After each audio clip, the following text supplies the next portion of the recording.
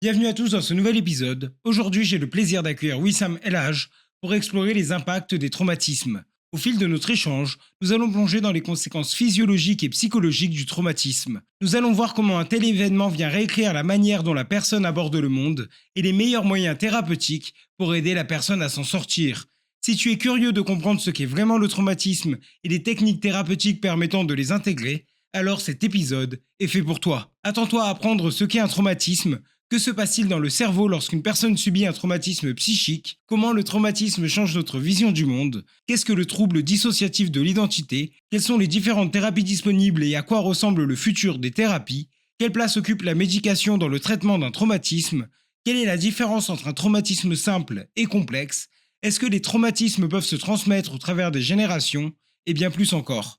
À la fin de cet épisode, tu repartiras avec une vision claire des traumatismes, de la manière dont ils impactent ton identité, ta vision du monde et ta physiologie. Wissam est aussi l'auteur de 2 ouvrages consacrés au traumatisme et à la santé mentale, Le trauma, comment s'en sortir, où il explique avec clarté les mécanismes du traumatisme et propose des pistes concrètes de guérison, et plus récemment Les troubles psy, comment les prévenir ou les dépasser, un guide simple et concret pour mieux comprendre nos fragilités mentales et apprendre à en prendre soin au quotidien.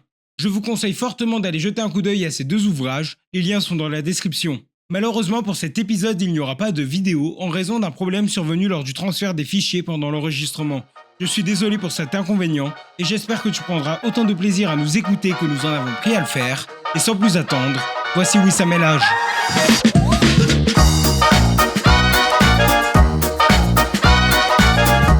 Bonjour Monsieur Elhaj. Bonjour, Merci d'avoir accepté de venir faire l'épisode. avec plaisir. Et pour commencer, je vous propose de vous présenter, de dire un petit peu aux auditeurs qui vous êtes, sur quoi est-ce que vous travaillez, depuis quand. Donc, je suis médecin psychiatre, professeur de psychiatrie à l'université de Tours et au CHU de Tours. Et je suis chef de service de psychiatrie, responsable d'un centre régional du psychotraumatisme. Donc, on s'occupe, vu le sujet dont on parle aujourd'hui, particulièrement donc de prendre en charge des personnes victimes de traumatisme psychique. Justement, rentrons directement dans le cœur du sujet.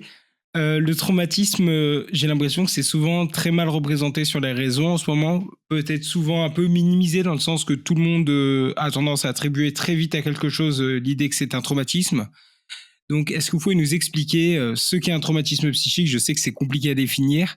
Quels sont les symptômes et quelle est la différence entre du coup un traumatisme simple et un traumatisme complexe? Alors oui, les mots ont beaucoup de sens à condition de bien les utiliser et pas galvauder le sens.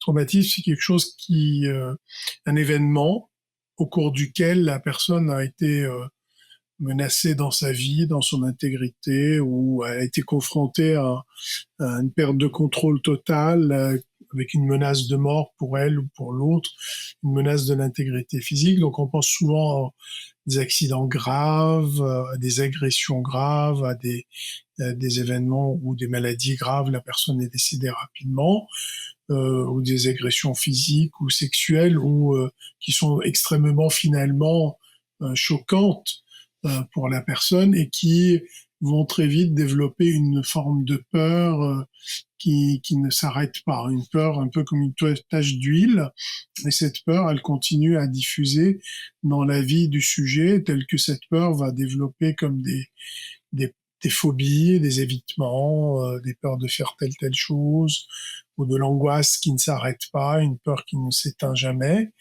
Et ça peut être durable, les personnes vont développer ensuite des symptômes de cauchemar, les images, les pensées qui reviennent en tête sans cesse, l'évitement d'aller à tel endroit ou de faire telle chose ou de même d'évoquer le sujet, des émotions très négatives, de la culpabilité, de la honte, de la colère, de la culpabilité prédomine très souvent chez ces victimes, du mal à ressentir même de l'émotion positive, et puis de l'hypervigilance, des problèmes de sommeil, ainsi de suite. Alors classiquement, on parle de traumatisme simple et traumatisme complexe. Ce n'est jamais en fait vraiment simple à l'échelle d'un individu. C'est souvent ce qu'on appelle traumatisme simple, c'est quand l'événement est délimité dans le temps et dans l'espace. C'est quand la personne vit un événement unique, souvent, ou séparé des autres événements, et cet événement a un début, une fin, contrairement à des événements qui arrivent de façon répétée ou en période de fragilité, comme les périodes de l'enfance, qui sont des périodes particulièrement à risque et fragiles. Donc les événements, par exemple, qu'on qualifie de simples, c'est des accidents, une agression limitée dans le temps ou une catastrophe naturelle. Alors que les événements plus complexes, c'est quand ça arrive dans l'enfance et que les événements se répètent, par exemple des violences répétées, ou de la maltraitance ou des abus. Et je me dois te demander, parce que dans mes cours de psychologie, on voit le modèle freudien, donc tout ce qui est refoulement. Mais de l'autre côté, dans les cours de cognitif, on nous dit que l'amnésie traumatique n'existe pas. Et du coup, je me demande, actuellement, est-ce que l'amnésie traumatique est quelque chose qui existe? Parce qu'on entend souvent aussi parler, les gens en parler, mais est-ce que c'est vraiment un phénomène? Ou est-ce que du coup, c'est plutôt autre chose qui se déguise à la place? En fait, quand vous vivez quelque chose de traumatique, menaçant, violent, que vous êtes enfant en période de développement et qu'il y a une menace ou que vous ne comprenez pas vraiment ce que vous avez vécu, ou la personne qui vous a agressé vous menace avec l'obligation de ne pas en parler, de ne pas oublier ou de faire semblant que tout va bien, il y a un phénomène de dissociation psychique qui fait que cette amnésie ne veut pas dire oubli. Donc cet événement va être mis de côté comme dans un tiroir. La personne sait qu'il y a quelque chose, mais elle n'arrive pas forcément à être obsédée par ce souvenir tout le temps. Donc ce souvenir existe, il n'est pas effacé, il n'est pas oublié, il est gardé quelque part grâce à sa dissociation psychique, comme une pièce de puzzle. Quand vous construisez un puzzle, il y a une pièce qui vous manque, vous savez qu'elle est quelque part sur le bureau, vous n'arrivez pas à la mettre la main dessus. Et puis un jour, vous allez tomber dessus, vous dites, bah voilà, elle appartient ici. Donc c'est un peu ça ce qu'on appelle une amnésie. Bien sûr que elle existe, mais elle existe plus fréquemment, comme je viens de le dire, chez les traumatismes qui arrivent dans l'enfance ou dans des périodes où on n'a pas la capacité d'élaborer ou de prendre conscience ou de se défendre. Donc ce phénomène est mis de côté le temps qu'on soit dans une période de plus grande sécurité affective, émotionnelle, relationnelle, ou en période où on est en capacité à nouveau de faire face à ça. C'est pour ça que les phénomènes d'amnésie ou de dissociation de la mémoire arrivent souvent quand les violences arrivent dans l'enfance, et très vite, quand on arrive à l'âge adulte, il y a des choses qui vont faire la levée de l'amnésie, c'est-à-dire simplement une sorte de rappel mnésique avec des événements similaires ou quelque chose qui rappelle la situation traumatique qu'on a vue ou qu'on a vécue initialement. Est-ce que du coup, quand le souvenir est détaché comme ça, qu'il est mis à part dans la mémoire, est-ce qu'il va avoir le même impact sur le quotidien de la personne que lorsqu'il est dans sa mémoire? Est-ce que justement on va avoir une différence dans les symptômes, ou est-ce que même si c'est dans la conscience, c'est dans le noir et la personne sait juste qu'il y a quelque chose dans le fond, elle prend quand même tous les symptômes, elle va quand même avoir les peurs qui vont être liées à ça? Je sais pas, par exemple, c'est un accident de voiture, la peur de la voiture ou au bruit. C'est la force de la dissociation, c'est que ça protège. Tous ces phénomènes de défense, ça permet de protéger la personne dans son quotidien, parce que sinon l'angoisse est trop forte, le mal-être est trop fort. Donc, à partir du moment où c'est dissocié, c'est mis de côté, ça protège, je dirais, à 95%, pratiquement à 100%. En tout cas, souvent, ça protège beaucoup, ce qui permet au sujet de continuer à fonctionner. Sinon, c'est pas un mécanisme de défense. C'est pas un mécanisme de protection. Donc, ça protège, mais parfois, les gens gardent quand même des petits symptômes, une forme de vigilance, des petites modifications dans le fonctionnement, dans la vie quotidienne, mais qu'ils ne comprennent pas forcément exactement. Mais c'est quand même des mécanismes de défense et de protection en lien avec ce qu'ils ont vécu, sans forcément mettre la connexion entre les deux. Et on parlait de dissociation, et le trouble dissociatif de l'identité, j'ai l'impression que c'est un sujet qui est assez débattu actuellement. Et donc, est-ce que vous pourriez nous expliquer ce que c'est et comment est-ce qu'il peut être lié au traumatisme?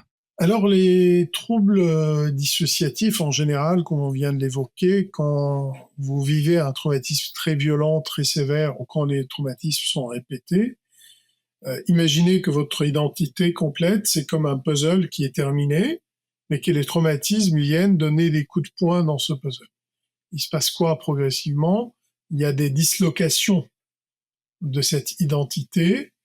Le sujet tente de garder une identité unique, mais quand les phénomènes de traumatiques arrivent de façon répétée dans cette période de développement, cette dissociation, elle va s'opérer à plusieurs niveaux, dont le niveau de la personnalité et l'identité. Ce qui va produire comme ça des îlots de soi qui sont plus ou moins reliés au cadre général de la personnalité et de l'identité. Et ces îlots vont développer parfois des mécanismes de fonctionnement assez particuliers, assez originaux par rapport au reste de la personnalité qui est d'apparence normale. Donc c'est ce qu'on appelle globalement les troubles dissociatifs de l'identité qui sont finalement le résultat de multiples traumatismes très répétés et souvent très tôt dans la vie. Ça me fait penser, cette métaphore du puzzle, à la théorie, enfin en tout cas je sais pas si c'est elle qui a écrit la théorie, mais j'ai lu son livre, Shattered Assumption de... mince, j'ai oublié comment elle s'appelait, de Ronnie Janov-Bullman. Et que justement il y a une sorte de hiérarchie dans les connaissances, on va dire, avec au sommet des connaissances principales sur le fonctionnement du monde, qui l'on est, etc. Et que le traumatisme va arriver quand une de ces connaissances, à cause de ce qui s'est passé, est brisée, et du coup vient détruire, enfin en tout cas vient paralyser tout le reste du modèle, et du coup va créer de l'anxiété. Donc plus si j'ai bien compris, plus la connaissance est élevée dans la hiérarchie, plus un grand nombre de connaissances en dessous sont basées sur elle, et donc plus l'anxiété et la force de l'angoisse va être forte. Et du coup, quel est le rôle de la thérapie dans le traumatisme? Est-ce que le but, c'est justement de venir réparer cette assumption? Est-ce que le but, c'est de venir l'intégrer, le traumatisme, et donc justement remplacer cette assumption par une assumption plus complète qui prendra en compte le traumatisme et donc, je sais pas, l'horreur du monde, ou en fonction de ce que la personne a vécu? En fait, elle est complexe la question parce qu'elle a fait appel à qu'est-ce qui se passe en lien avec le traumatisme et quelles sont les conséquences thérapeutiques. Il faut déjà comprendre peut-être au niveau de qu'est-ce qui se passe quand on est attaqué de façon répétée dans ces traumatismes, c'est que ça attaque plusieurs niveaux. Il y a les niveaux de fonctionnement du quotidien, mais il y a des niveaux beaucoup plus constitutifs de la personnalité, comme les besoins physiologiques, les besoins de sécurité, la question d'appartenance au groupe social. Ensuite, vous avez les besoins d'estime, de reconnaissance, et après, vous avez les besoins de forme d'accomplissement de soi.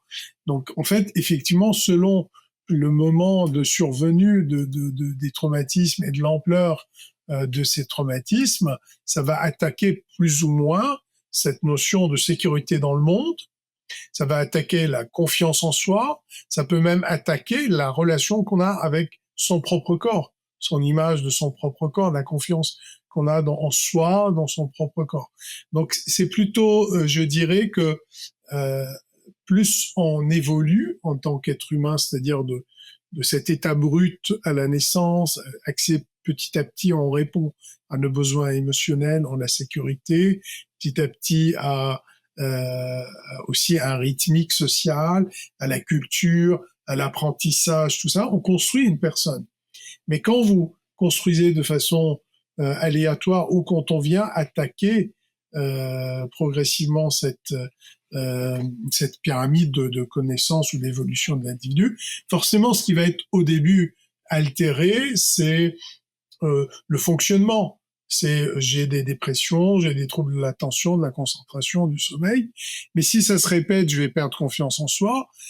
Si ça se répète, je vais aussi ne plus me reconnaître dans mon propre corps, dans la réalité dans laquelle je vis, dans le groupe social auquel j'appartiens, ainsi de suite. Donc c'est plutôt une lecture, je dirais, voilà, très globale. C'est une approche beaucoup globale. Donc on se construit un peu dans ce modèle pyramidal et on se déconstruit. Les traumatismes déconstruisent la personne, détruisent la personne de façon inverse. Et du coup, qu'est-ce qui se passe dans le cerveau d'un point de vue biologique au moment où la personne est exposée face à un traumatisme? Vous avez déjà parlé un peu de l'amygdale qui justement s'activait. Alors, c'est comme si vous avez une explosion en ville. Il se passe quoi? Vous avez une alerte. L'alerte, elle déclenche un centre des pompiers qui vont venir au secours. Dans le cerveau, c'est la même chose. Vous avez cette région centrale qu'on appelle l'amygdale du cerveau, donc qui est dans une région très centrale du cerveau, très ancienne, et qui déclenche les émotions, la réponse d'urgence, la réponse à la peur, et déclenche une vigilance pour se défendre, pour survivre, pour réagir. Donc cette réaction initiale de défense pour mettre l'alerte, pour que la personne essaye de survivre tant bien que mal, euh, au moment du traumatisme, elle peut être très utile. Si la personne peut courir, peut s'échapper, peut se défendre, se battre, mais parfois cette, cette intensité traumatique peut être plus élevée, la personne peut être bloquée, et cette peur peut être très intense et que la personne peut être sidérée. Bon, en tout cas, elle va avoir des comportements de survie dans tous les cas pour faire face à ce traumatisme. Le problème du stress post-traumatique, c'est que cette peur initiale, qui normalement, si c'est une peur raisonnée ou normale, ou qu'on a réussi à maîtriser sans perdre le contrôle sur ce qui nous arrive, cette peur normale, elle va, comme les camions des pompiers, elles vont rentrer à la caserne. Sauf que dans le stress post-traumatique, ça reste une peur qui ne s'arrête jamais. C'est comme une alerte, comme cette alerte dans le centre de pompiers qui ne s'arrête pas.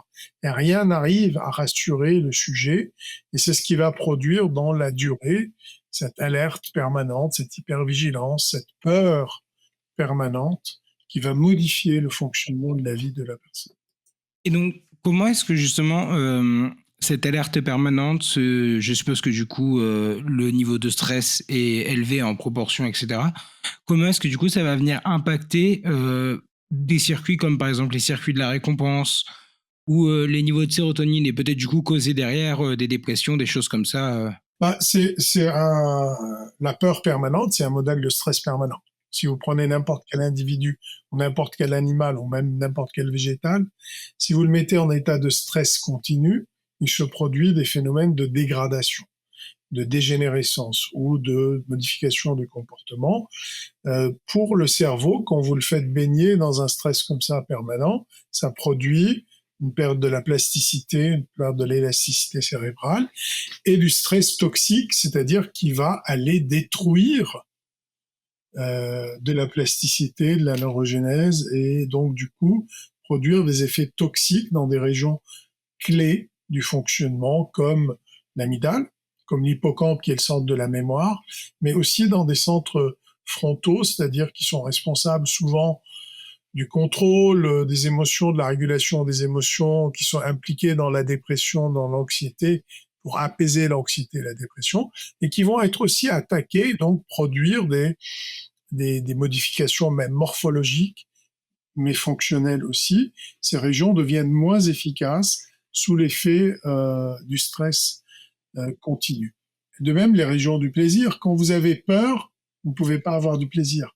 Parce que, imaginez, vous êtes dans un restaurant, vous avez du plaisir à manger, vous êtes serein, il faut être assis et détendu. Si vous avez peur, vous n'arrivez même pas à accéder au plaisir gustatif, ou ce n'est plus la priorité. Donc pour le cerveau, ces régions du plaisir vont être aussi un peu bloquées quelque part aux dépens de la peur ou de la noradrénaline qui prend le dessus. Donc c'est toutes ces modifications, vous imaginez si ces modifications sont durables, le sujet n'arrive pas à accéder à la sécurité au quotidien, va faire que il ne va pas s'apaiser, et le stress chronique va produire d'autres conséquences que le stress post-traumatique, qui sont du coup la dépression, les addictions, parce qu'on va chercher des sensations fortes pour retrouver du plaisir, de l'anxiété, et ainsi de suite, d'autres complications.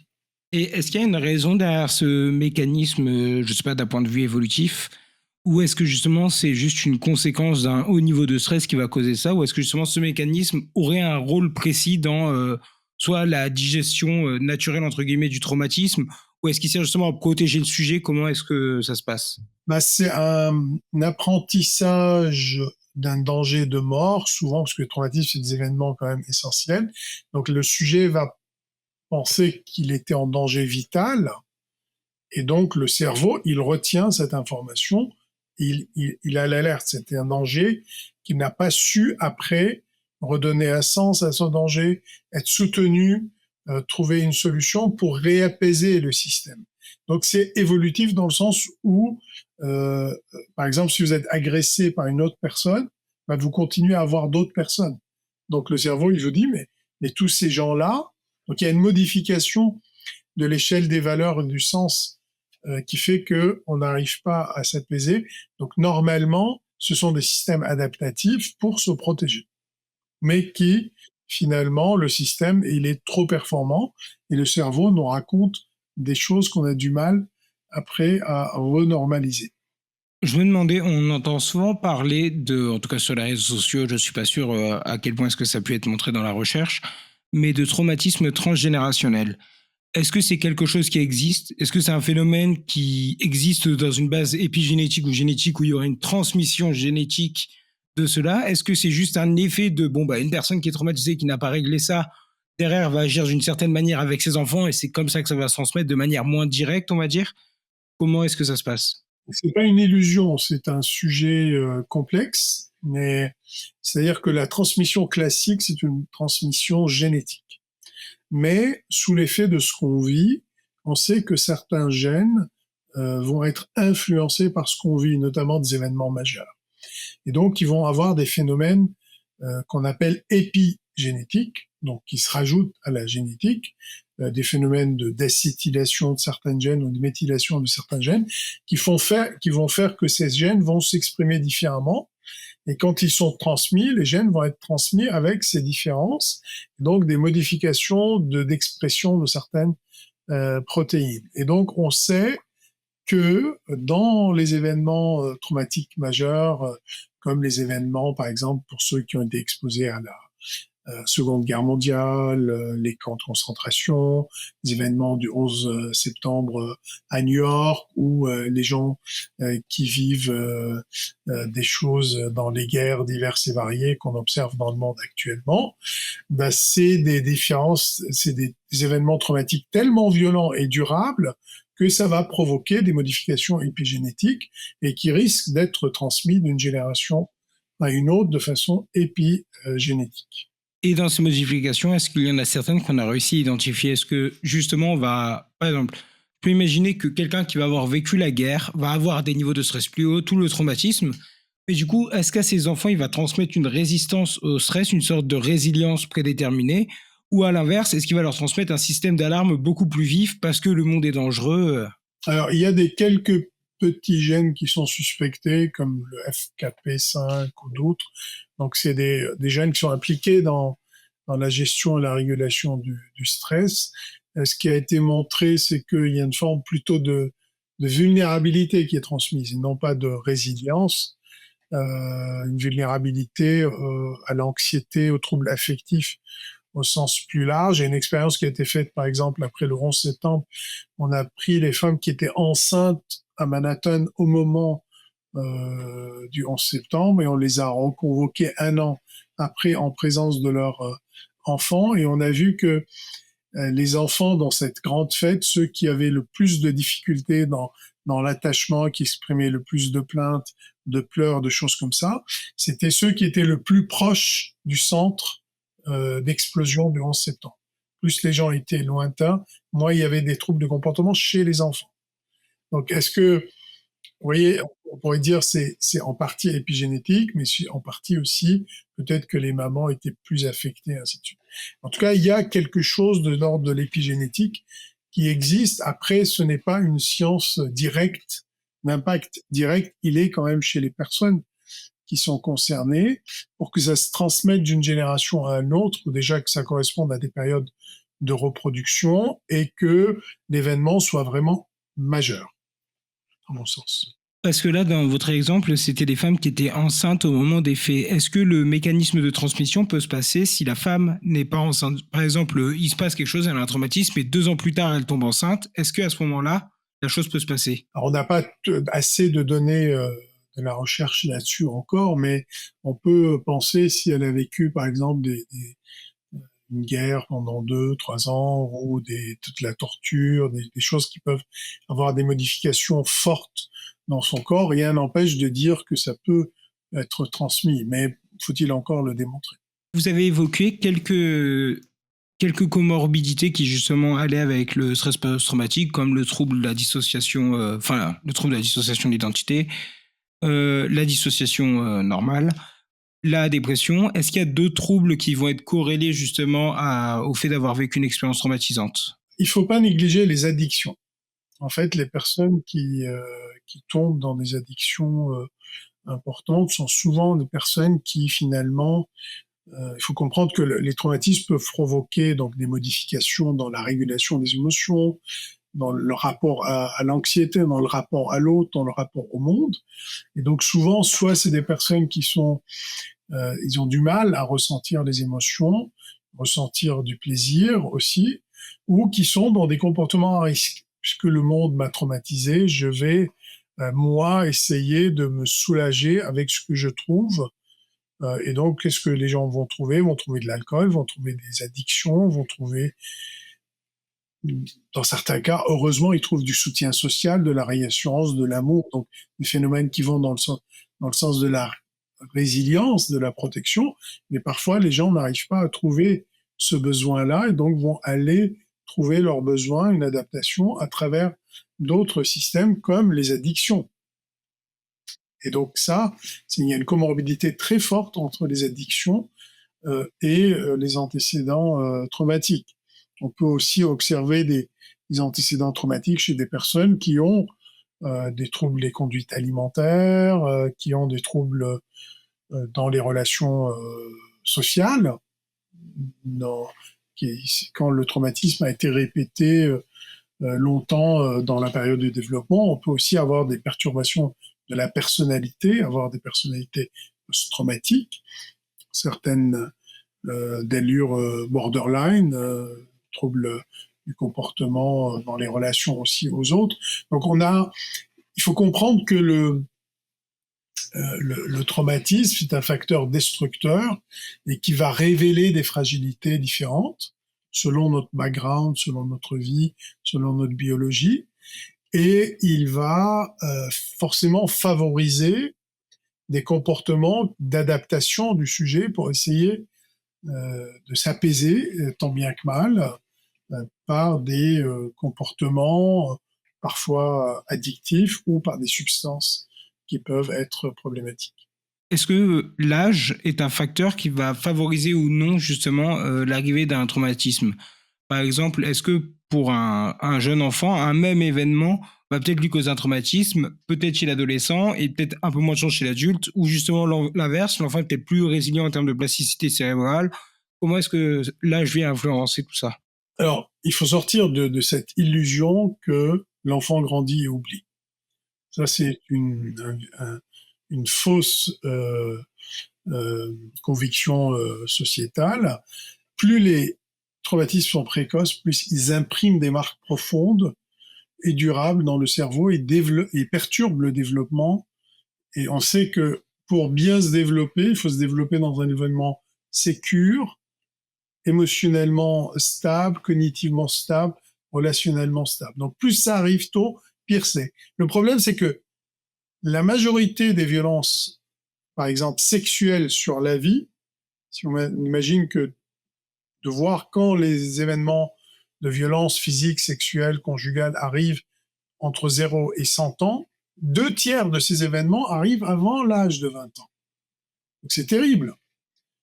C'est-à-dire que les individus qu'on est supposé protéger sont ceux qui sont le plus à risque des violences physiques, des violences sexuelles, des violences conjugales qui peuvent commencer à partir du moment où il y a une notion de couple, il y a une notion de violence. Donc, les traumatismes à l'âge adulte peuvent être délétères, mais le cerveau est plus mature. Donc, il a mis en place des capacités, puis surtout, il a une sécurité, si j'ose dire, relationnelle, biologique, psychologique, qui fait que la personne va réagir différemment. Et le cerveau est plus mature, il sait comment il faut réagir. Quand vous exposez un enfant à une violence sexuelle, l'enfant ne comprend pas, si ce n'est qu'il va être traumatisé, que c'est un trop-plein de vécu qu'il vit, qu'il y a trop de stress, il n'arrive pas à élaborer. Donc ça reste dans son cerveau, ça produit des effets néfastes au long cours. L'individu adulte sait qu'il est en train de vivre une agression. Il va se défendre, il va porter plainte, il va réagir. Vous voyez? Et le cerveau, c'est pareil. Le cerveau qui a fini sa maturité, il va être moins impacté du point de vue structurel, du point de vue de fonctionnement, que le cerveau d'un enfant. Aujourd'hui, quelles sont les approches thérapeutiques les plus efficaces pour traiter les traumatismes?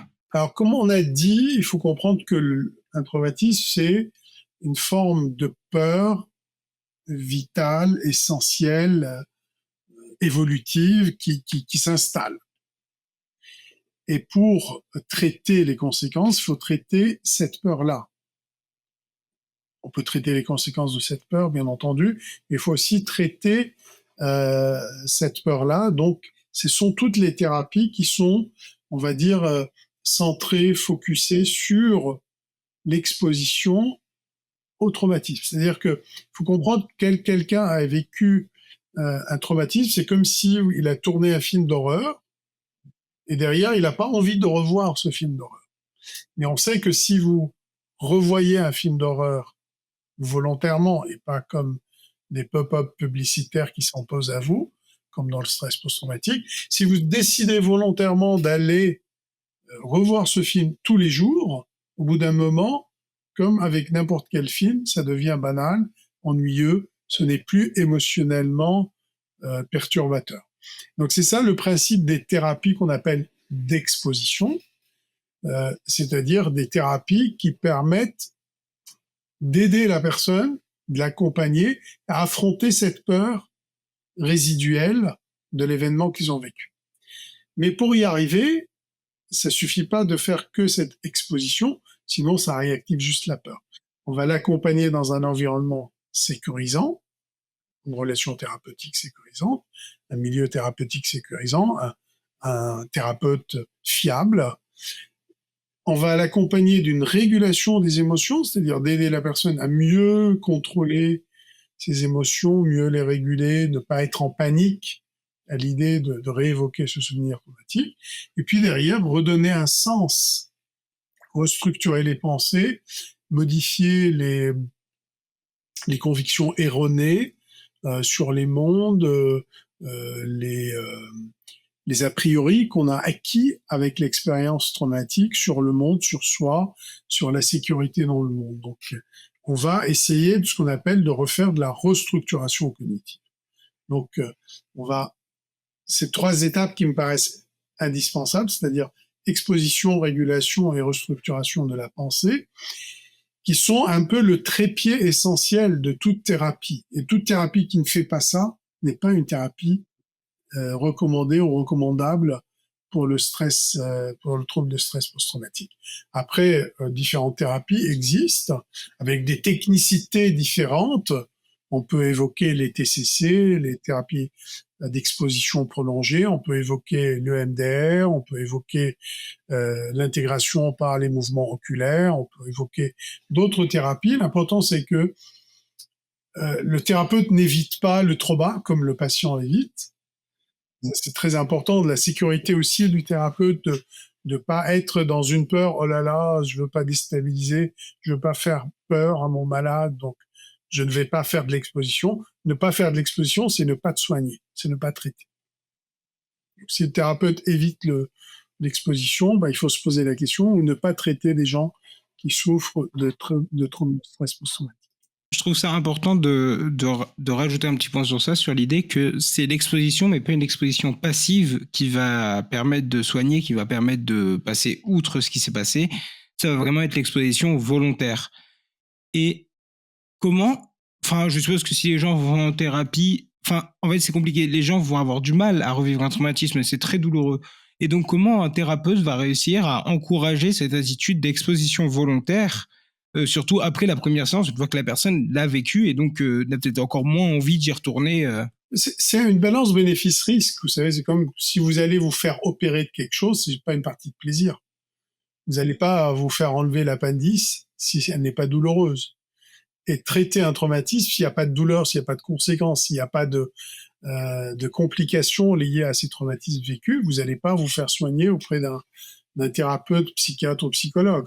Donc la question qui doit être posée d'emblée, dès le début, c'est la balance bénéfice-risque, le besoin du patient et la méthode qu'on lui explique, en quoi ça consiste et est-ce qu'elle s'y engage dès le début ou pas. Et cet engagement, il est essentiel parce qu'il n'est pas question d'une passivité. La personne a été passive pendant le trauma, du fait de la dissociation, du fait de l'intensité, la sévérité, de la violence du traumatisme. Donc, elle s'est sentie impuissante, elle s'est sentie sans contrôle sur ce qui lui arrive. Donc, il n'est pas question que dans la thérapie, on reproduise les mêmes sensations. Au contraire, il faut qu'elle reprenne contrôle. Le rôle du thérapeute, c'est lui redonner le contrôle, lui redonner la capacité à s'exposer volontairement auprès du thérapeute dans la séance d'exposition in imago. Et puis, in vivo, elle peut repartir avec des tâches qu'elle pourrait réaliser dans la vie de tous les jours pour reprendre le contrôle sur sa vie. Et à partir du moment où elle expérimente qu'elle arrive à faire cette bascule-là, il y a quelque chose de positif qui s'opère, elle dit, mais je ne suis plus victime, je ne subis plus, je ne perds plus contrôle, je vais reprendre le contrôle. C'est tout l'enjeu du stress post-traumatique, c'est comme renvoyer la balle. Si vous jouez au tennis, c'est le premier principe. Si vous devez essayer de marquer un point, c'est déjà renvoyer la balle. Si vous renvoyez pas la balle, ça marche pas. Donc cette tentative de reprendre contrôle pour renvoyer la balle est essentielle. Justement, dans ce travail thérapeutique, quelle va être la place des médications ? Alors, il faut rappeler que le stress post-traumatique se traite avant tout en psychothérapie. C'est la première indication, la première intention, avec les principes qu'on a évoqués. Parfois, ou très rapidement, malheureusement, les gens viennent nous voir, mais ils sont au stade des complications. Par exemple, une dépression, ou une addiction, ou un trouble anxieux constitué, ou d'autres problématiques qui font que ces problématiques prennent le devant de la scène, sont beaucoup plus importantes presque que le trouble initial. Donc dans ce cas-là, il faut traiter la dépression, il faut traiter l'anxiété, il faut traiter les addictions qui viendront interférer avec la psychothérapie. Après, il y a aussi dans le choix des médicaments, on ne peut pas faire de la psychothérapie si des gens prennent des anxiolytiques ou des benzodiazépines qui empêchent l'apprentissage, qui empêchent le changement, qui empêchent la psychothérapie d'être efficace. Donc le choix des médicaments est très important. Ou si les gens ont un problème d'alcoolisme ou de prise de médicaments ou de prise d'autres substances, ces trois éléments font obstacle au changement, font obstacle à la psychothérapie. Donc le rôle aussi du psychiatre ou du médecin, c'est d'arrêter ces molécules-là. Donc les médicaments n'est pas que pour traiter, ça peut être aussi un frein qu'il va falloir savoir arrêter. Et parfois, il y a des patients qui ne veulent pas de psychothérapie, parce que culturellement, ou parce qu'ils n'ont pas envie, ou parce qu'ils veulent aller plus vite. Donc, on peut avoir recours à des traitements pour soulager de la souffrance très rapidement, ou des médicaments qui permettent, par exemple, d'apaiser les cauchemars traumatiques, ou d'aider à la régulation des émotions, sans que la personne s'engage dans un processus psychothérapeutique d'emblée. Donc ce serait ça les compréhensions qu'on a aujourd'hui pour les patients. Et donc la médication, dans le cas où la personne ne souhaiterait pas faire de psychothérapie, elle permet juste d'alléger les souffrances et ne permet pas de régler le problème?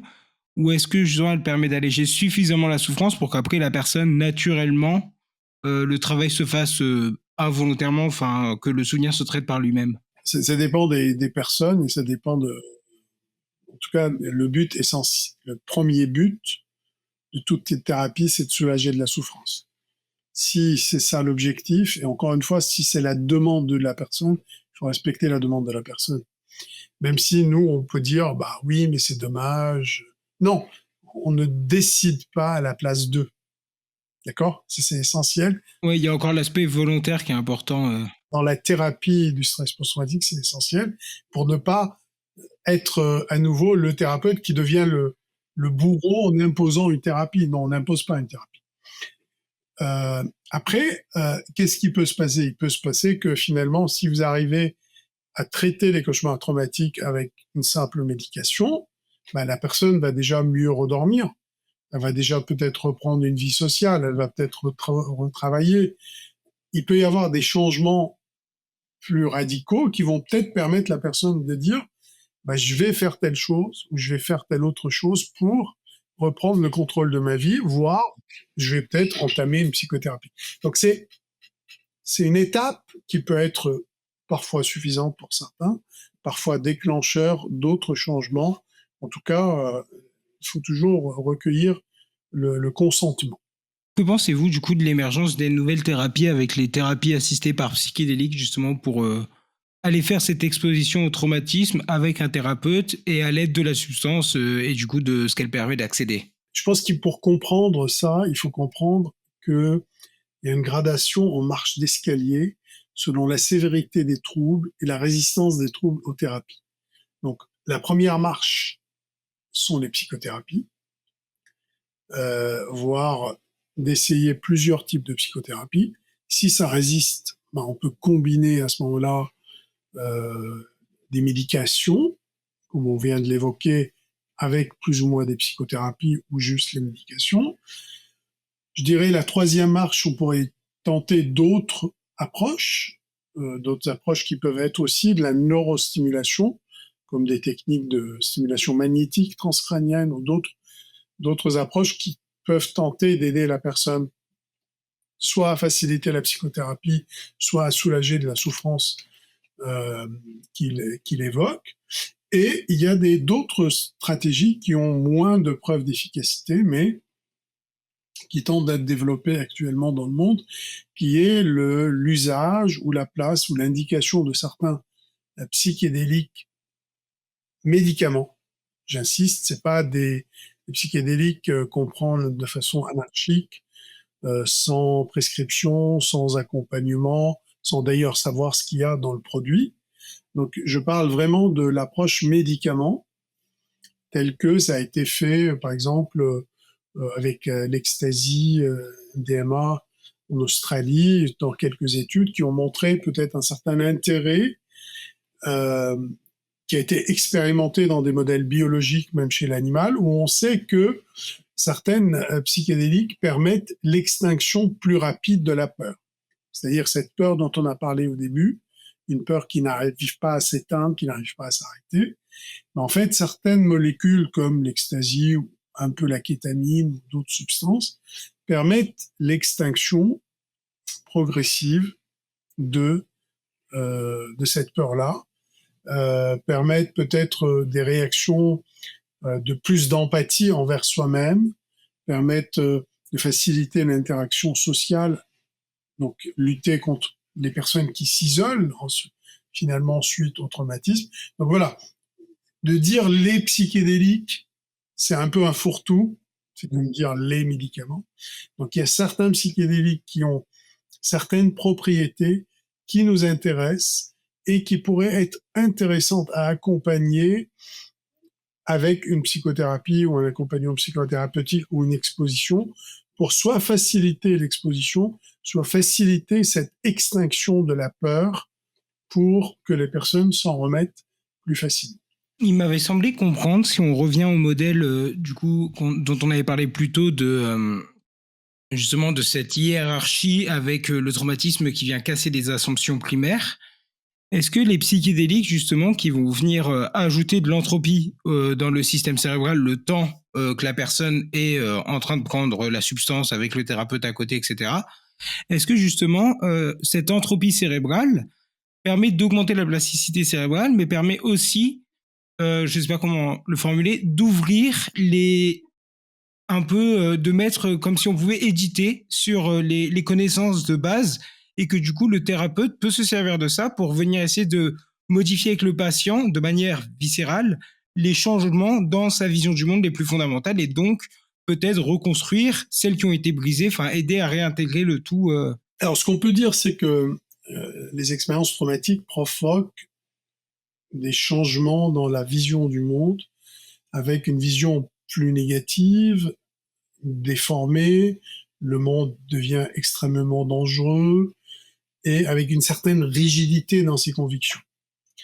Les personnes le cerveau en fait de ces personnes traumatisées vont être plus dans une prédiction de plus de danger, d'imprévisibilité, d'impuissance, ou va être à nouveau victime de menaces. Et donc ces convictions erronées, ces priors, ces a priori vont devenir très rigides.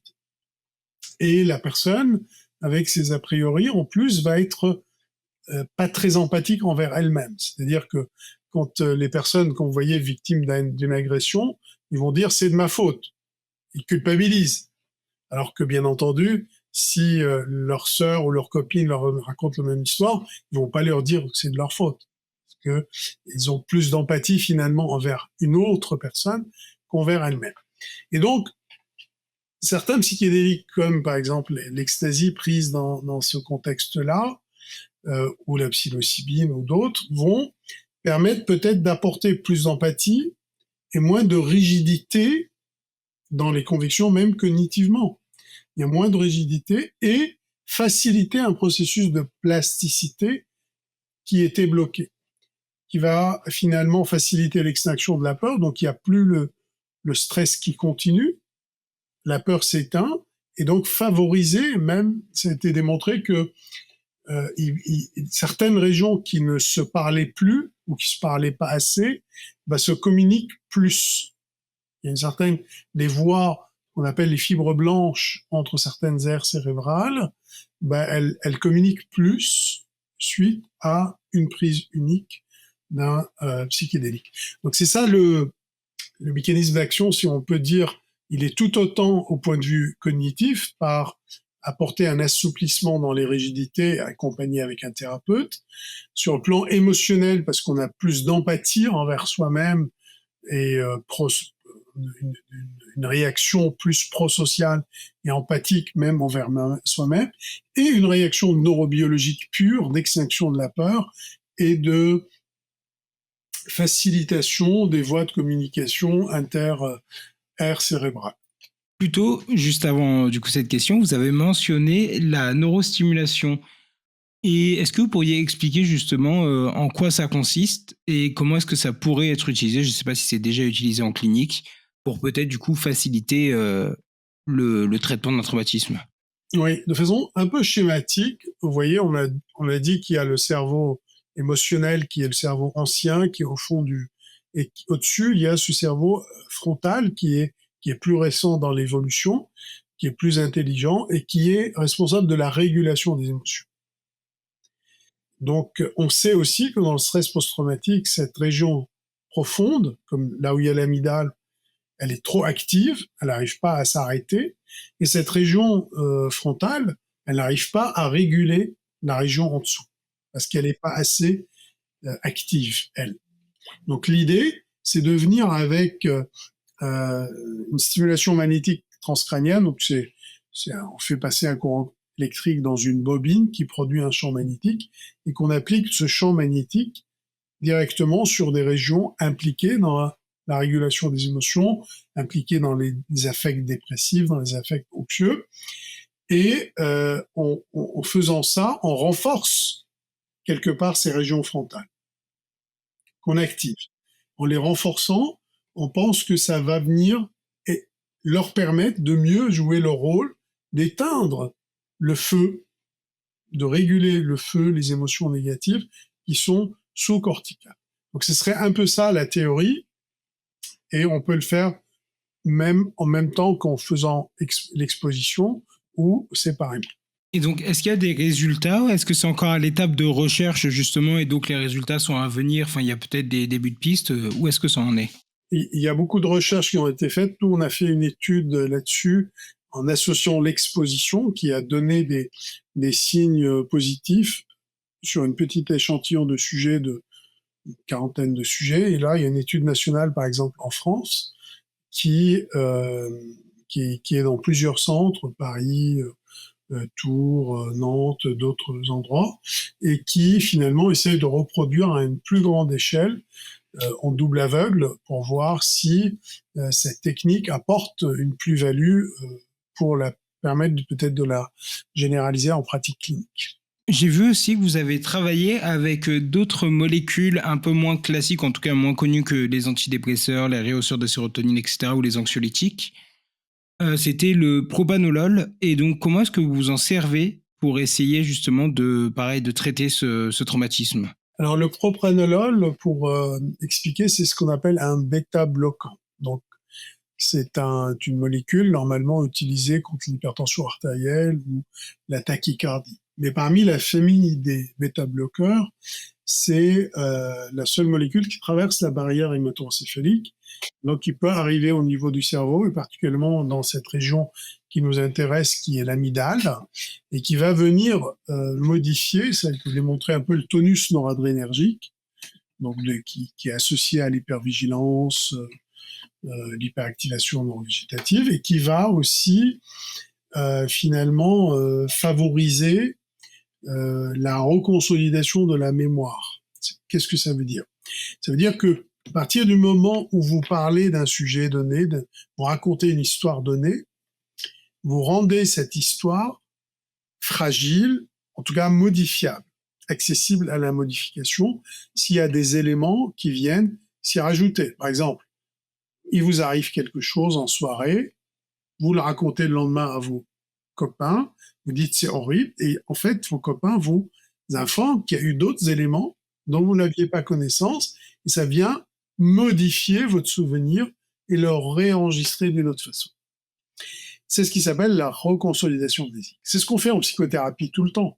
La personne évoque un souvenir, le psychothérapeute essaye d'interagir, d'apporter des modifications, et le souvenir se referme normalement avec une nouvelle reconsolidation mnésique. Le propranolol vient à ce moment précis pour faciliter la reconsolidation mnésique et sans qu'il y ait cette tension, faciliter, forcément il y a de l'exposition parce qu'on raconte le souvenir traumatique et le souvenir va se réenregistrer de façon moins traumatique quelque part, puisqu'il y a une facilitation de l'extinction de la peur qui se fait grâce à cette réconsolidation, c'est-à-dire de re-raconter le script traumatique, relire le script traumatique en même temps sous l'effet du propranolol. Est-ce qu'il va y avoir, pour le propanolol, du coup, ce serait quelque chose que la personne prend juste au moment de la thérapie, juste après la thérapie? Est-ce que c'est quelque chose qu'elle prendrait du coup tous les jours? Et est-ce qu'il y aurait des effets comme avec les antidépresseurs, etc.? Non, c'est un effet complètement différent parce que c'est vraiment un effet à usage unique au moment de la thérapie. C'est-à-dire la personne lui demande de prendre la dose qu'on va avoir décidée 30 à 40 minutes avant la séance de thérapie pour que le pic plasmatique de la substance soit la plus disponible dans le corps au moment de la thérapie. Donc pour faire que l'efficacité soit la plus élevée. Donc on va essayer de façon conjointe au moment où on a le taux le plus élevé de propranolol dans le sang, dans le corps, dans le cerveau. C'est à ce moment-là qu'on va se réexposer aux souvenirs traumatiques, de faire en sorte que ça puisse se reconsolider dans un contexte plus sécure et moins traumatisé. J'ai vu que vous avez travaillé aussi, et ça m'a semblé assez étonnant, sur l'utilisation de la réalité virtuelle pour justement traiter ces traumatismes. Donc comment est-ce que vous en servez? Je suppose que c'est pour faire de l'exposition, peut-être, pour rendre les choses un peu plus réelles. Oui, alors la réalité virtuelle, c'est un outil, hein, c'est un outil d'exposition. Parfois, vous ne pouvez pas vous exposer, ou certains sujets n'arrivent pas à s'exposer mentalement, ou vous avez besoin d'un exercice pratique. Ça peut être un intermédiaire entre l'imagination et l'exercice en réalité terrain. Par exemple, on prend l'exemple d'un accident de voiture. Vous pouvez imaginer, en fermant les yeux en exposition mentale, que vous conduisez, et l'étape d'après, c'est que vous allez conduire. Mais il peut y avoir une étape intermédiaire, c'est d'être en réalité virtuelle, d'avoir un casque et de conduire une voiture en réalité virtuelle. Ce qui est beaucoup plus intense que juste l'imagination et moins intense que la conduite automobile directe. Pour le cerveau, C'est-à-dire, on essaye de tricher vis-à-vis du cerveau, on le laisse croire que c'est une conduite automobile réelle, et le cerveau s'y prête parfaitement au jeu, et ça peut être du coup une vraie exposition avec des vrais effets bénéfiques. Oui, ça permet du coup de rajouter des étapes pour rendre peut-être les transitions entre justement le moment où c'est imaginaire au moment où c'est réel plus simple et permettre le tout de meilleure intégration. Et donc, où est-ce que ça en est les recherches là-dessus? Est-ce que c'est quelque chose qui est déjà utilisé par des personnes en clinique? Parce que je suppose que c'est pas comme des médicaments, etc., où les contre-indications là vont être assez limites. Ils risquent pas trop d'avoir non plus des effets secondaires trop dangereux. Donc, où est-ce que ça en est? Est-ce que des personnes peuvent l'utiliser justement? Est-ce que ça se fait déjà en clinique? Comment est-ce que ça se passe? Alors, ce qui se fait actuellement en clinique, c'est assez standard dans le sens où il y a des logiciels, il y a des environnements, et on expose la personne aux environnements. Ce qui va être plutôt intéressant, je pense, dans les années à venir, grâce à l'intelligence artificielle, c'est de venir implémenter le script du sujet, l'environnement du sujet, via l'intelligence artificielle qui créerait l'environnement auquel le sujet va se réexposer. Et ça serait beaucoup plus proche d'une réalité à travers cette intelligence artificielle. On n'y est pas, mais je pense qu'il y a des pistes. On avait essayé, tenté d'y travailler avec des soutiens financiers, mais c'est actuellement, pour l'instant, on a pris d'autres pistes de travail pour l'instant. Oui, c'est le temps que les technologies se développent. C'est ça, mais je pense qu'avec les intelligences artificielles, les casques réalité virtuelle sont de plus en plus performants.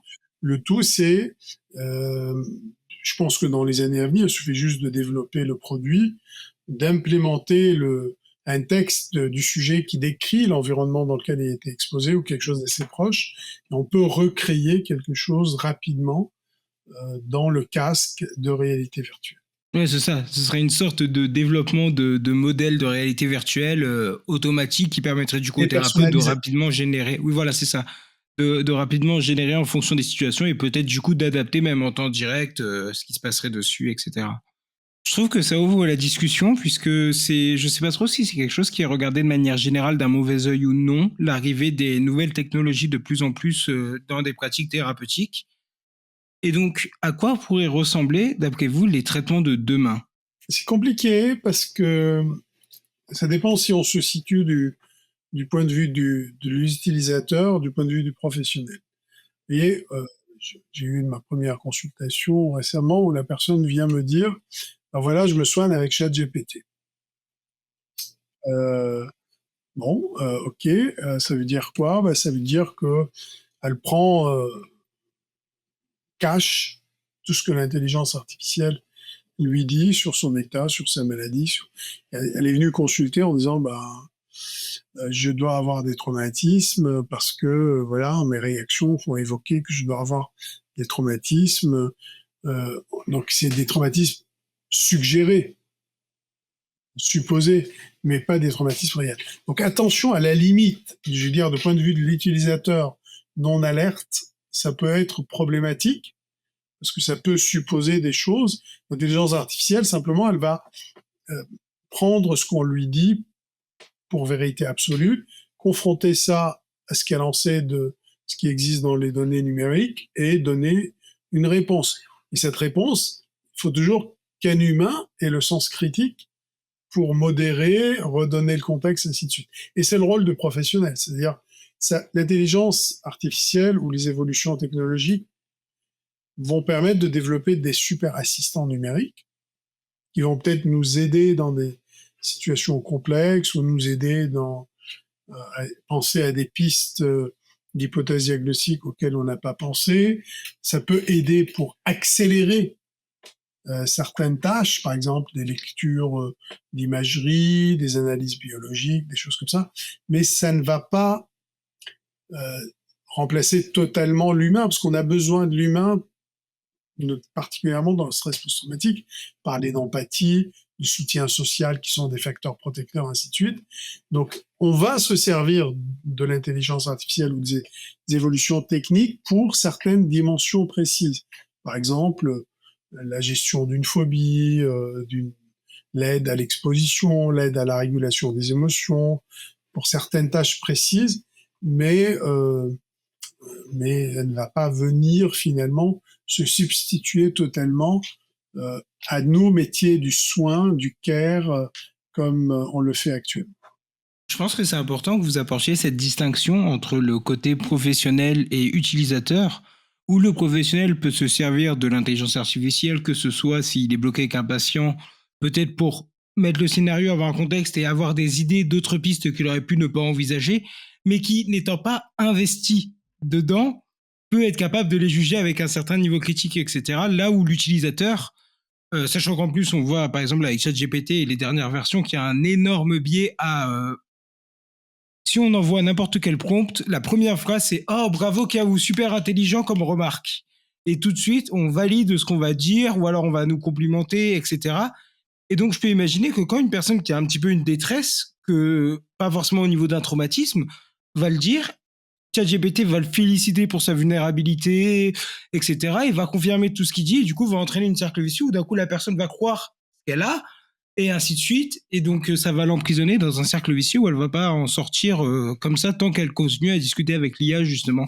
Surtout que le piège de croire que c'est une intelligence artificielle, c'est que c'est un algorithme qu'on a appliqué et on peut modifier à tout moment. C'est-à-dire que ça, c'est l'autre piège de la manipulation. Finalement, si on rend tout dépendant à un algorithme, le jour où quelqu'un qui décide de modifier l'algorithme, on a l'exemple récemment avec Elon Musk où on dit que finalement, autour de la guerre de Gaza, ça lui convient pas de dire que c'est une guerre finalement où Israël attaque et que ça ressemble à quelque chose de l'ordre de l'ingérence, avec une approche très coloniale. Donc on a changé l'algorithme pour que l'algorithme cesse de dire ça. Donc on peut, il y a des aspects politiques, mais rien n'empêche de dire aussi sur les aspects de la santé, puisqu'on voit aussi sur finalement la négation du transgenrisme, la négation du droit des homosexuels, la négation du droit à l'avortement, la négation du droit à l'humanité. On peut tout modifier et ne jamais oublier que la limite de la technicité, c'est qu'est-ce qu'on fait dire à la technicité. Et je me demandais aussi, sur les réseaux sociaux, il y a eu beaucoup une vague, en anglais c'est victimhood, mais une volonté de justement de s'identifier à être une victime, de justement une sorte de victimisation de soi-même. Et comme pour le stress post-traumatique, vous avez dit que un des facteurs qui causait du coup le mal-être, c'est cette impression d'avoir été une victime, c'est cette impression de ne pas avoir eu le contrôle et que justement ce que va chercher à faire la thérapie, c'est reprendre le contrôle.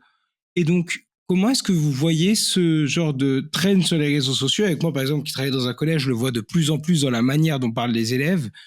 Tout, la moindre chose devient quelque chose dont ils sont une victime. Peu importe la chose qui leur arrive, c'est tout de suite un poids qu'on leur met dessus. C'est la vie qui leur met une gifle et c'est jamais quelque chose qu'ils vont affronter volontairement. Comment est-ce que vous pensez que cela, du coup, va pouvoir influencer soit plus tard la création de stress post-traumatique ou même tout simplement la santé mentale des personnes qui ont cette attitude envers la vie? Alors on a déjà des gens qui arrivent en consultation qui disent j'ai ça comme symptôme, c'est que on m'a dit que j'ai dû être victime d'un viol ou je suis victime parce que c'est pas possible, j'ai tel ou tel problème. Donc déjà on commence nous dans les évaluations à rassurer, à dire non pas du tout. En fait, faut faire confiance à sa mémoire, il faut faire confiance à son histoire, il faut faire confiance à vos symptômes et on va déjà sortir la personne de cette illusion d'avoir été traumatisé, de cette illusion d'être avec un stress post-traumatique ou cette illusion d'être victime de quelque chose. Victime, c'est très passif, on reprend pas le contrôle. Puis d'ailleurs, les personnes qui souffrent de stress post-traumatique, à un moment donné, elles rejettent cette identité de victime parce que c'est pas une identité qu'on garde dans la durée. On est victime de quelque chose, mais on ne devient pas victime dans la vie de tous les jours de tout et de rien, parce que ça s'appelle être passif et de subir. C'est pas ça les victimes de traumatisme. Donc, on va travailler sur ces entités-là. Après, le problème de nos sociétés, de toutes les sociétés, particulièrement de nos sociétés, c'est qu'elle va tout de suite chercher tout ce que la psychiatrie elle propose pour essayer un peu d'emprunter.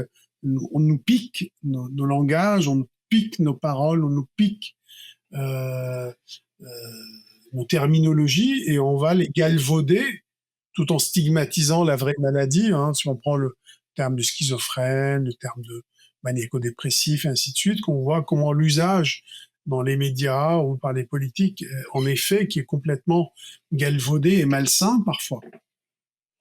Donc, il faut faire attention, bien entendu, et être victime n'est pas une finalité en soi. Même pour les personnes traumatisées, ils ne deviennent pas victimes, ils sont victimes de quelque chose, mais ils ne restent pas dans le statut de victime.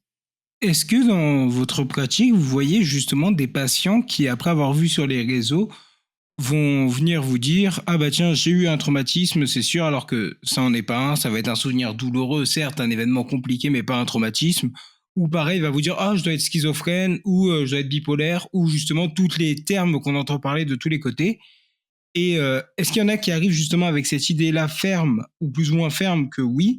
Et dans ce cas-là, comment est-ce que vous les accueillez pour justement leur dire ah bah non, peut-être pas, et comment est-ce que justement on arrive à changer leur point de vue avec derrière tout ce qui est bombardé sur les réseaux sociaux dès qu'ils ouvrent leur téléphone? C'est très fréquent en fait. C'est soit avec le traumatisme, souvent les gens disent ah je suis choqué, ou bien avec le TDI qui a eu aussi une grande période de mode sur le TDI ou sur le borderline, peu importe les maladies, mais souvent donc notre rôle n'est pas d'acculer ces personnes-là, donc on va les accueillir, on va écouter, on va essayer d'identifier leur souffrance. On va essayer d'identifier vraiment, de dire, écoutez, moi je pense que vous avez plutôt un trouble anxieux généralisé, vous avez plutôt une maladie bipolaire, vous avez plutôt autre chose, et on va réajuster en disant, voilà, vous êtes venu me voir, vous avez bien fait. Moi, mon rôle, c'est d'évaluer vos difficultés et de vous guider. Moi, je pense que vous souffrez de ça. Qu'est-ce que vous en pensez? Vous voyez. Donc, c'est essayer de ramener la personne à ce dont elle souffre et lui donner un sens qui soit compatible et cohérent. Et donc, les gens disent, typiquement, il n'y a pas de longtemps, il y a une personne qui est venue me voir en évoquant traumatisme supposé, des violences supposées, et on est à l'issue de la consultation, plutôt j'ai évoqué un trouble du spectre de l'autisme. Et la personne m'a dit, écoutez, je suis soulagé de ce que vous m'avez dit, et je préfère, parce que beaucoup de gens lui évoquaient divers diagnostics dans tous les sens, dit, c'est plus cohérent ce que vous me dites, ça me parle beaucoup plus, et donc je veux bien faire les évaluations plus complètes autour de ça, et ça correspond plus à ce que je ressens, ce que je vis, que tout ce qu'on m'a raconté, et je suis soulagé. Donc, vous voyez, c'est pas qu'une revendication non plus des personnes, c'est parfois les personnes sont victimes de ce que d'autres peuvent raconter, parce que tout le monde se sont autorisés à poser des diagnostics psychiatriques auprès de leurs proches, juste parce qu'ils ont entendu parler, ils ont vu un reportage sur tel ou tel sujet. Mmh. Oui, c'est ça, et puis ça peut causer, je suppose, du coup, une détresse dans les patients quand ils viennent vous voir Oui. en pensant qu'ils vont avoir une schizophrénie ou une dépression grave ou un traumatisme, et que ça peut les rassurer quand justement vous leur dites non, non, peut-être que ça peut être ça, qu'est-ce que vous pensez? Et que du coup, vous venez rétablir un bon ordre, et que du coup, je pense que ça peut clairement les aider. Et je me demandais, on voit dans nos sociétés occidentales majoritairement une hausse de la crise de sens depuis les années 60, avec maintenant de plus en plus de personnes qui vont souffrir de dépression, etc., d'un mal-être un petit peu permanent, d'une perte de sens dans leur vie, d'une sorte d'apathie. D'après vous, quel est votre diagnostic de la civilisation? Je ne sais pas si ça peut se dire comme ça. Qu'est-ce qui pourrait expliquer cette hausse comme ça, autant du mal-être?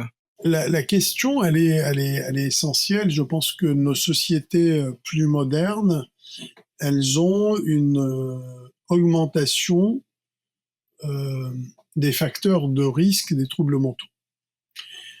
Quels sont ces facteurs de risque? Ces facteurs de risque sont la précarité, sont l'isolement. Le nombre de gens qui vivent seuls est assez impressionnant. Par exemple, je pourrais dire que 40% des femmes après 60 ans vivent seules. 18% des hommes après 60 ans vivent seuls. Il y a beaucoup de Français qui vivent seuls, plusieurs millions. La précarité, le stress, l'accélération de beaucoup de choses, de beaucoup de phénomènes dans la vie de tous les jours. Et puis l'accès non filtré à beaucoup d'informations de façon comme si tout le monde était capable d'un esprit critique. On voit d'ailleurs l'augmentation de ces convictions complotistes, notamment dans les périodes de stress. On a vu avec la Covid, plus les gens sont stressés, plus ils sont fragiles face aux rumeurs, face au complotisme, face à des choses complètement farfelues ou délirantes. Donc on a une augmentation des facteurs de risque qui fait que nos sociétés, elles sont moins solidaires aussi, vivent moins ensemble, il y a moins l'esprit de la famille qui protège. Finalement, quand quelqu'un se retrouve au chômage, il est quand même inclus dans un groupe social, soutenu, voire tout le groupe réagit. On est de moins en moins dans ces sociétés-là. Moi, mon vécu, c'est que on est de plus en plus dans un individualisme qui peut être très porteur tant que ça marche, et qui peut être très destructeur très rapidement quand ça marche pas. Et avec l'accélération des phénomènes aussi numériques, si on prend l'exemple de l'harcèlement, ça démultiplie tout. Ça démultiplie quand quelqu'un réussit, un influenceur qui pourtant n'a pas forcément dans l'ancien monde quelque chose à proposer. Dans le nouveau monde, il trouve quelque chose qui est une ascension fulgurante, mais le jour où ça s'arrête, la redescente peut être tout aussi fulgurante.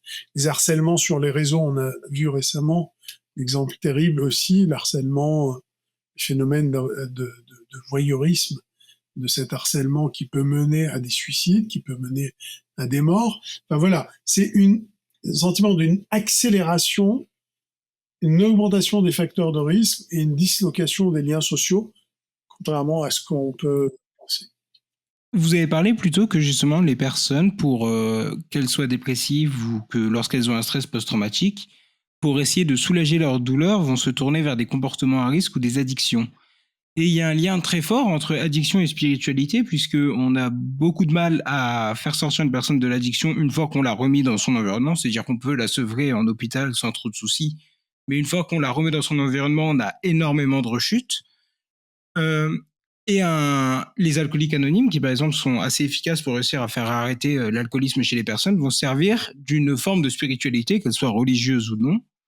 Et donc, est-ce que vous pensez que cette perte de spiritualité, que ce soit une perte de spiritualité religieuse ou d'une spiritualité séculaire, est-ce que vous pensez qu'elle va venir jouer dans ce mal-être? Est-ce que justement la spiritualité peut être aussi une porte de sortie pour la dépression ou même pour peut-être les stress post-traumatiques, etc., dans ce que vous avez vu?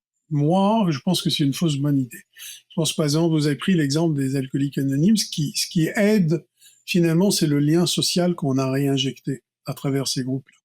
C'est le fait d'être soutenu, le fait d'être reconnu, le fait d'être accompagné. Je pense qu'on sous-estime, on mésestime l'importance du soutien social dans toutes ces actions-là. La spiritualité, c'est quoi? La spiritualité, c'est un groupe de personnes qui se reconnaissent dans un groupe avec un objectif donné, avec un rituel donné, une finalité commune. Et donc, on se sent appartenir à nouveau à un groupe social, à un lien social, à des gens qui disent des choses très positives de soutien, d'amour et de fraternité. Bon, dans la réalité, il se passe autre chose. Hein.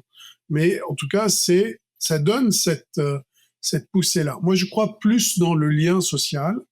Je crois plus dans le soutien social. Je crois plus que même dans les addictions les plus fortes, ce qui pose problème, c'est l'absence de lien, l'absence de soutien. Et quand on réinjecte du lien et de la sociabilisation, ça change tout. Vous avez évoqué par exemple les fréquentations. Oui, le vrai problème, C'est que quand on tombe dans une addiction très forte, toutes nos connaissances, toutes nos fréquentations sont finalement des fréquentations de l'addiction.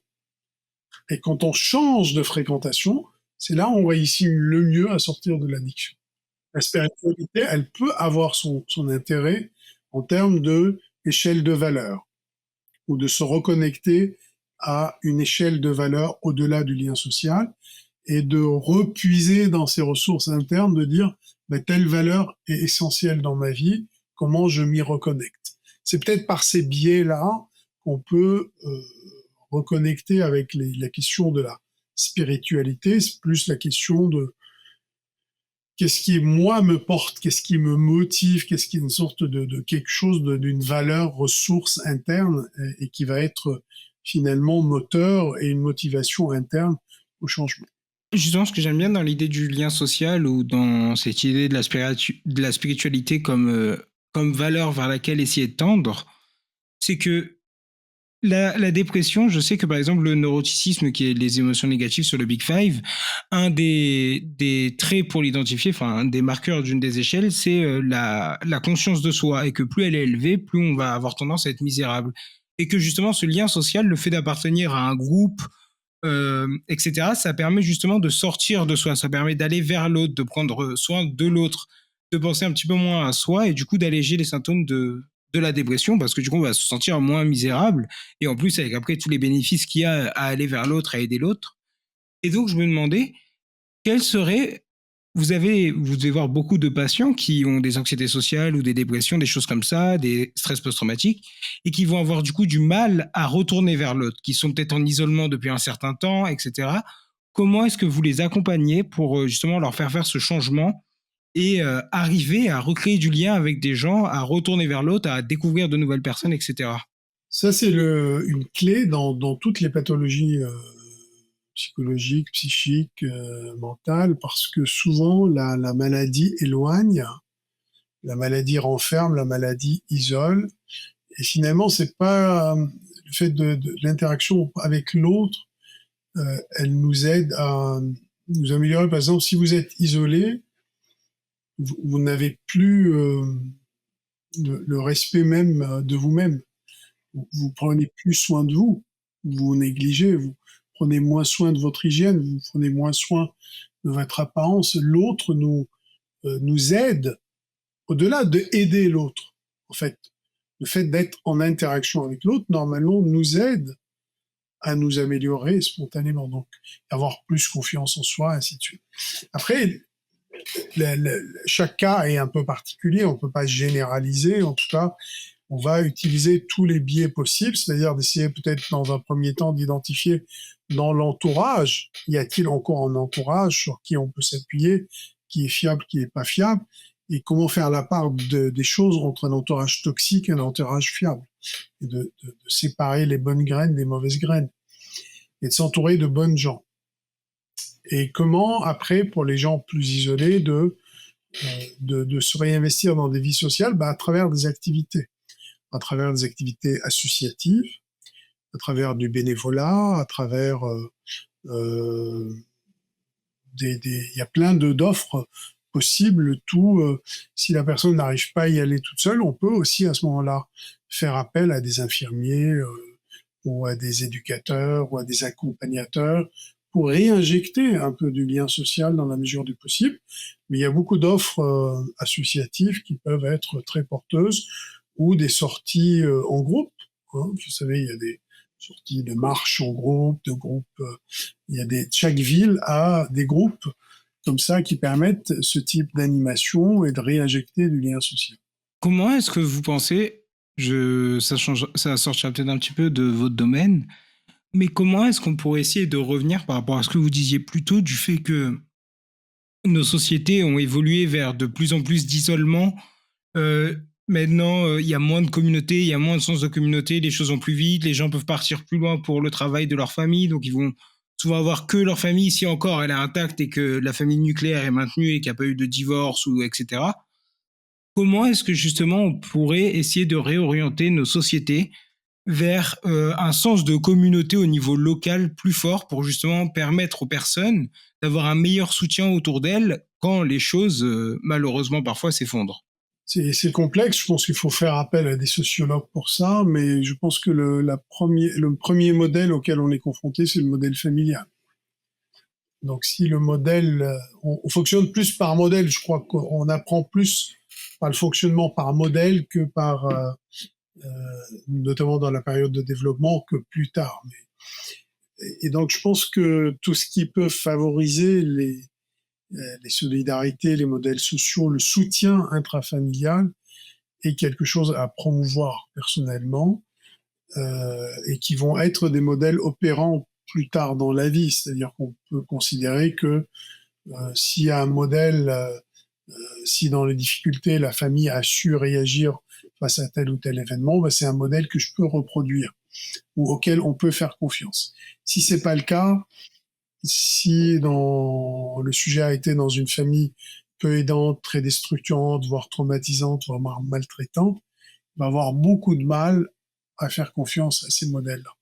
Donc, bon, après, je ne suis pas sociologue, mais je crois beaucoup qu'il faut travailler précocement, en tout cas, auprès des enfants ou auprès des familles, pour inculquer l'idée qu'il faut demander de l'aide quand on va pas bien.